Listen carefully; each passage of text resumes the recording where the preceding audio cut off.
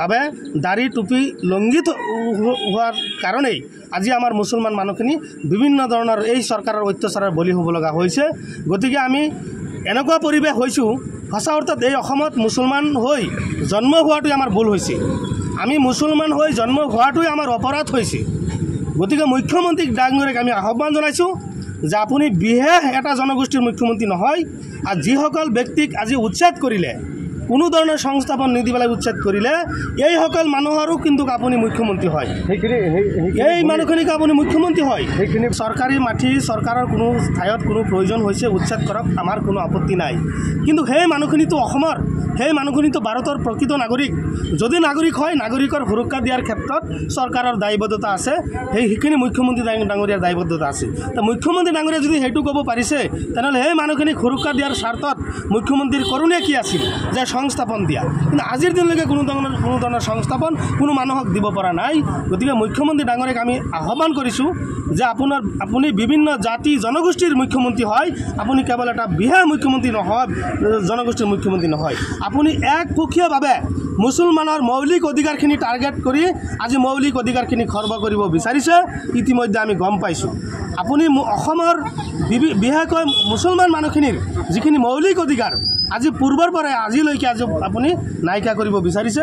যে গতিকে আপুনি যে সঁচা অৰ্থত ক'বলৈ গ'লে আমাৰ মুছলমান বিৰোধী মুখ্যমন্ত্ৰী হয়, এই কথাত আমি স্পষ্ট পাইছোঁ। আৰু আপোনাৰ বিভিন্ন ধৰণৰ যিটো প্ৰতিক্ৰিয়া, বিভিন্ন ধৰণৰ যিটো ভাৱ মূৰ্তি, আমি অনুমান কৰিব পাৰিছোঁ যে আমাৰ মুছলমান মানুহখিনিৰ বিভিন্ন মৌলিক অধিকাৰ যাতে আমাৰ মুছলমান মানুহ ইয়াত থাকিব নোৱাৰে, বিভিন্ন ধৰণৰ কৌশলে আপুনি অত্যাচাৰ কৰিব বিচাৰিছে। গতিকে এনেকুৱা আপুনি অত্যাচাৰ বন্ধ কৰক। আপুনি সংবিধানৰ শপত খাই সাংবিধানিক পদত আপুনি আছে এজন মুখ্যমন্ত্ৰী। আপুনি সংবিধান যেতিয়া আপুনি মুখ্যমন্ত্ৰী হৈছে, আপুনি শপত খাইছে বিভিন্ন জাতি জনগোষ্ঠীৰ হৈ কাম কৰিব। আজি কেৱল মুছলমানক টাৰ্গেট কৰি মুছলমানক নিঃশেষ কৰাৰ স্বাৰ্থত আপুনি যিটো কাম কৰি আছে, সম্পূৰ্ণভাৱে মানৱ অধিকাৰ উলংঘা কৰি আছে, সম্পূৰ্ণভাৱে অন্যায় কৰিছে। অন্যায়ৰ যিটো ফল নিশ্চয় 2026 চনত অসমৰ ৰাইজে দিব, অসমৰ জনগণে দিব।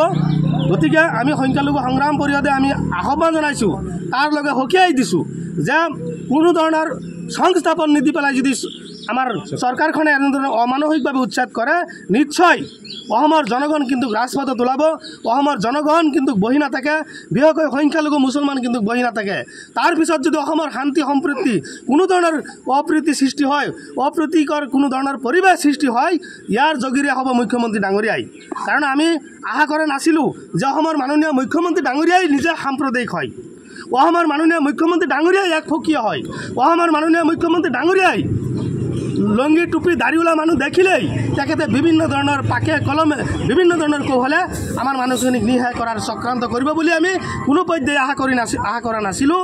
কিন্তু এতিয়া আমি দেখিছোঁ যে 2026 চন আহি আছে, নিৰ্বাচনৰ সময় আহি আছে, বিজেপি চৰকাৰে ৰাইজৰ ওচৰত যোৱাৰ কোনো ৰাস্তা নাই, যাৰ ফলত আপুনি গো মাংসই হওক, বিভিন্ন ধৰণৰ ইস্যুই হওক, বিভিন্ন ধৰণৰ কথাই হওক, আপোনাৰ উচ্ছেদি হওক, আজি নতুনকৈ কৌশল এটা সংস্থাপন বা ব্যৱস্থা কৰি আছে যাতে 2026 চনত বিশেষ এটা জনসংখ্যাৰ ভোটাৰসকলে যাতে বিজেপিত ভোট দিয়ে আৰু মুছলমান মানুহখিনিক যাতে এটা হেৰি কৰে, সেইকাৰণে চক্ৰান্ত কৰি মুখ্যমন্ত্ৰী এটা এইটো ৰাজনৈতিক চক্ৰান্ত, এনেকুৱা ৰাজনৈতিক চক্ৰান্ত বন্ধ কৰক।